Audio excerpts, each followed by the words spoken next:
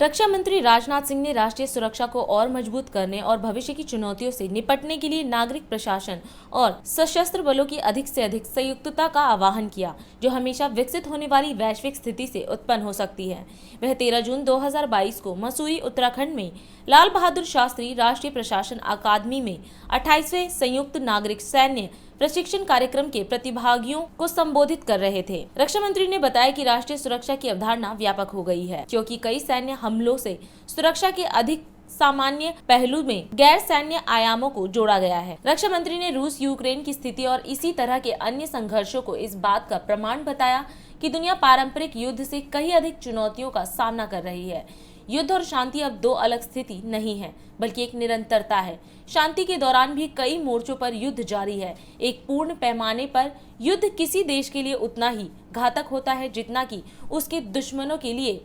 इसलिए पिछले कुछ दशकों में पूर्ण पैमाने पर युद्धों से बचा गया है। उनकी जगह पर्दे के पीछे लड़ने वाले गैर लड़ाकू युद्धों ने ले ली है। प्रौद्योगिकी, आपूर्ति लाइन, सूचना, ऊर्जा, व्यापार प्रणाली, वित्त प्रणाली आदि को हथियार बनाया जा रहा है, जो आने वाले समय में हमारे खिलाफ एक हथियार के रूप में इस्तेमाल किया जा सकता है। सुरक्षा चुनौतियों के इस व्यापक दायरे से निपटने के लिए लोगों के सहयोग की देश को आवश्यकता है। यह प्रीमियर इंस्टीट्यूट है, हाईली प्रेस्टिजियस ये एकेडमी है। तीसरी बार इस एकेडमी में आना मेरा यहाँ पर हो रहा है और 20th joint civil military programme में आप सभी के बीच उपस्थित होकर सचमुच मुझे बेहद खुशी हो रही है। मैं जब रास्ते में आ रहा था तो मैं सोच रहा था यह मसूरी में ही यह एकेडमी क्यों स्थापित की गई। क्या किसी अन्य स्थान पर एकेडमी नहीं स्थापित की जा सकती? तो हमारी ऐसी सोच है। उस आधार पर मैंने सोचा कि जब ऋषि और मुनि, संत महात्मा जो होते हैं, देवत्व की जब अनुभूति करनी होती है तो ऊंची पहाड़ियों पर जाया करते हैं, ऊंची पर्वतमालाओं पर वह देवत्व की अनुभूति करने के लिए।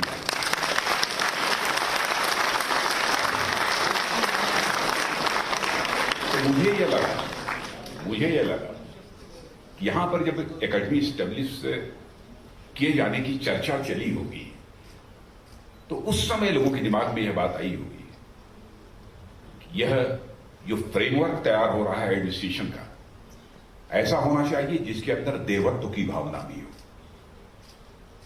यदि मैं देवत्व की बात कर रहा हूं तो किसी अलौकिक शक्ति का आपको मैं दर्शन नहीं कराना चाहता हूं,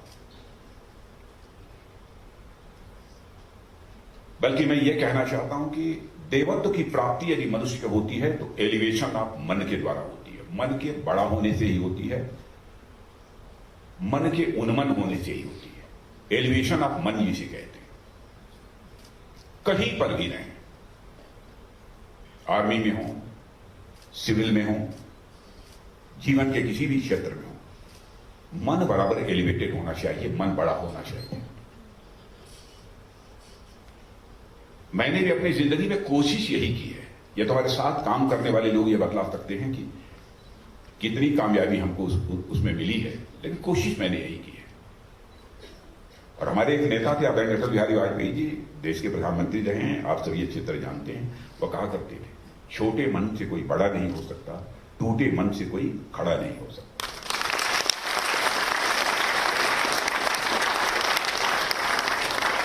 और जिसका मैं दावे के साथ इस बात को कह सकता हूं कि जिसका मन जितना ही बड़ा होगा, मैग्नीट्यूड ऑफ सुख, सुख की मात्रा, आनंद की मात्रा उसके पास उतने ही अधिक होगी। और ज्वाइंट सिविल मिलिट्री, मैंने सिविल और मिलिट्री इन दोनों के बीच कोऑर्डिनेशन हम चाहते हैं, ज्वाइंटनेस यदि चाहते हैं तो इसके लिए भी बड़ा ही मन हमारा होना चाहिए। और मेरी जानकारी है कि इस प्रोग्राम के अतिरिक्त भी संस्थान ने अपनी ट्रेनिंग के माध्यम से पिछले कई दशकों में जो देश को सेवाएं की हैं, यदि मुझे तुलना करने के लिए मैं कहे कोई तो मैं कह सकता हूं अनपैरेलल है, जिसकी तुलना नहीं की जा सकती इस प्रकार की आपकी सेवाएं। और हमारे देश की अर्थव्यवस्था का, हमारे देश की व्यवस्था का ये स्टील फ्रेम कहे जाने वाले सिविल सेवा अधिकारियों की नर्चरिंग के माध्यम से यह एकेडमी पूरे देश की व्यवस्था की भी नर्चरिंग करता है और राष्ट्र की प्रॉस्पेरिटी में अपना एक अमूल्य योगदान भी करता है। कंट्रीब्यूशन भी है इसका। और मुझे खुशी है कि जब मुझे बताया गया कि नेशनल इंपॉर्टेंस के इस एकेडमी में सिविल के साथ साथ मिलिट्री के विषयों पर भी प्रोग्राम आयोजित करता आया है, और तुरंत मैंने सहज रूप से इस बार भी कर रहा है, इसलिए मैं सहज रूप से मैंने अपनी सहमति भी दे दी थी। अब मित्रों, आज के इस प्रोग्राम को मैं खास मानता हूं। हमारे देश ने अपने civil and military governance architecture के रिफॉर्म की जो यात्रा शुरू की है, उसमें इस तरह के ज्वाइंट प्रोग्राम्स निश्चित ही अपनी बहुत ही महत्वपूर्ण भूमिका निभा रहे हैं।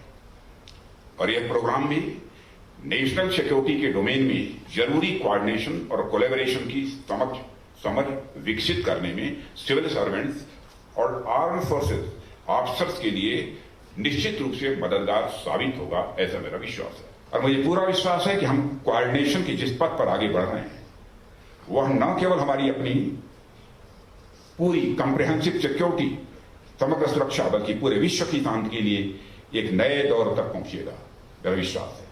और इस तरह के ज्वाइंट सिविल मिलिट्री प्रोग्राम इस राह में अपनी भूमिका लगातार बनाए रखेंगे, ऐसा मेरा विश्वास है। और इस अवसर पर अधिक कुछ न कहते हुए मैं इस प्रोग्राम की सफलता की कामना करता हूं, और मैं आप सभी के भविष्य के प्रयासों की सफलता के लिए भी अपनी शुभकामनाएं देता हूं। 22 वर्षों से प्रकाशित मदर इंडिया पत्रिका, पढ़ते रहें देश दुनिया की खबरों के लिए।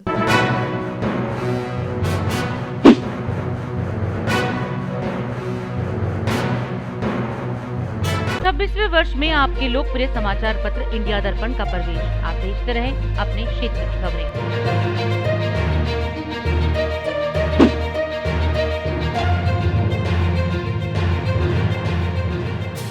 और अधिक खबरों के लिए आप हमारे YouTube चैनल दैनिक इंडिया दर्पण को अभी सब्सक्राइब करें और नोटिफिकेशन के लिए बेल आइकन को प्रेस करना ना भूलें।